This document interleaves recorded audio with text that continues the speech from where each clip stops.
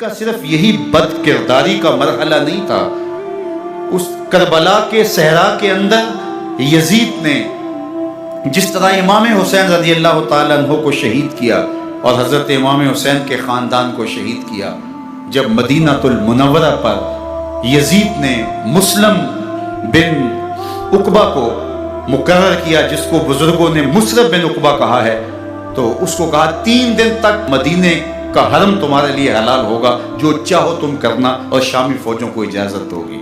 تو وہاں بھی انہوں نے 10,000 تابعین اور 700 صحابہ کو شہید کیا۔ حضرت ابو سعید خدری رضی اللہ تعالیٰ عنہ گھر سے باہر نکلے، کافی بوڑھے ہو چکے تھے، تو انہوں نے حضرت ابو سعید خدری کو پکڑ لیا، کہا تم کون ہو؟ کہا مجھے ابو سعید خدری کہتے ہیں۔ تو کہا ہاں تمہارا نام سنا ہے، اور داڑھی سے پکڑ کے کھینچا اور کہا کہ ہے تمہارے پاس جو ہمیں دو؟ تو کہا کہ میرے پاس تو کچھ بھی نہیں، میں تو فقیر آدمی ہوں۔ تو ان کے گھر ان کو لے گئے، تو 2 کبوتر رکھے تھے حضرت ابو سعید خدری نے، تو وہ کبوتر لوٹ کے لے گئے۔ تو ایک خاتون کے ابھی بچہ پیدا ہوا تھا، اور قابلہ نے، داہیہ نے وہ بچہ ماں کی چھاتی پہ لٹایا، اور وہ ماں کا پہلا دودھ پی رہا تھا۔ تو یہ جا کے کہنے لگے نکالو تمہارے پاس جو کچھ ہے، جو کچھ ہے وہ ہمیں دو، ورنہ تیرے بچے کو نہیں چھوڑیں گے۔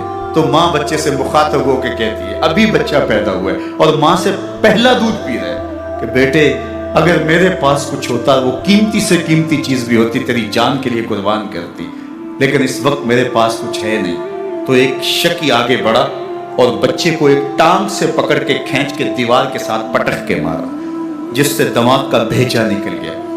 کیا کیا زیادتیاں نہیں کی۔ 700 صحابہ حرہ کے واقعہ میں شہید کیے یزید نے، اور 10,000 تابعین شہید کیے۔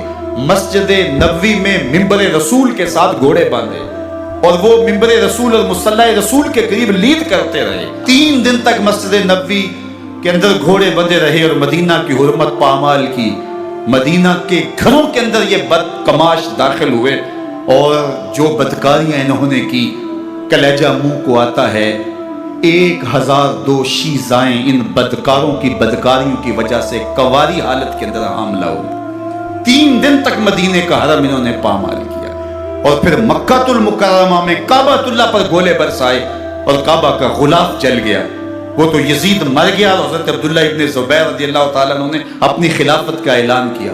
یزید کے یہ کرتوت تھے، ادھر اہل مدینہ کو ستایا، ادھر اہل مکہ کو ستایا، اور رسول اللہ صلی اللہ علیہ وسلم کے خانوادے کی بے حرمتی اور توہین کی۔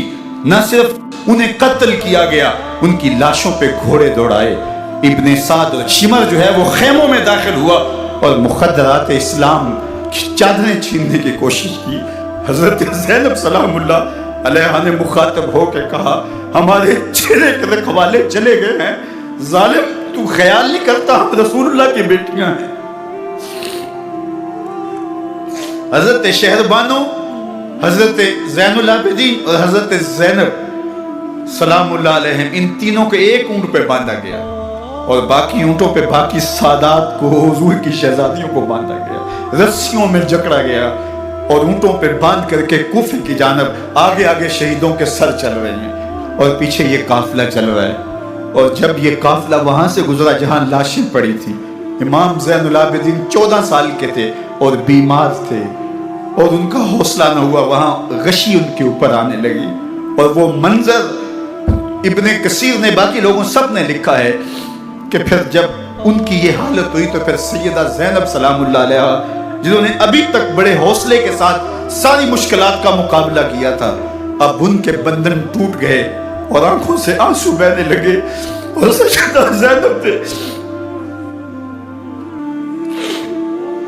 امام حسین رضی اللہ تعالیٰ عنہ کی لاش پہ کھڑے ہو کے، اور وہ روندی ہوئی لاش، ٹوٹی ہوئی ہڈیاں، اور وہ پریشان بدن، کٹا ہوا سر نیزے کی نوک پہ، اور لاش یہ پڑی ہے، تو حضرت سیدہ زینب نے مدینے کی طرف منہ کر کے جو ہے وہ حضور سے فریاد کی، رسول اللہ، اے پیارے آقا، یا جدہ ہو، اے ہمارے نانا محترم، یہ دیکھیے آپ کا حسین پڑا ہوا ہے۔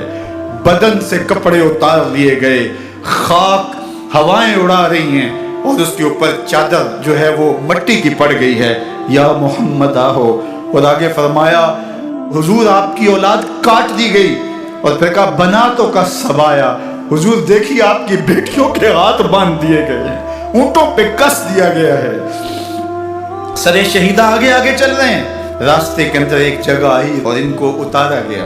رات کا موقع تھا، ایک خاتون آئی اور اس نے کوئی کھانا پیش کیا ان کو اور کہا کہ میں کسی زمانے میں حضرت سیدہ فاطمہ زہرا کی نوکری کیا کرتی تھی، ان کی لونڈی تھی، ان کی کنیز تھی، اور آج مجھے پتہ چلا کہ آپ لوگ گزر رہے ہیں، تو میں نے کہا کہ میں اپنی مخدومہ کے خاندان کی خدمت کروں۔ اور پھر اس نے کہا کہ اس وقت سیدہ کی گود میں ایک 6-7 ماہ کی بچی تھی جس کو زینب کہا کرتے تھے۔ تو سیدہ زینب نے کہا کہ اماں اگر پہچانتی ہو تو وہ بدنصیب سے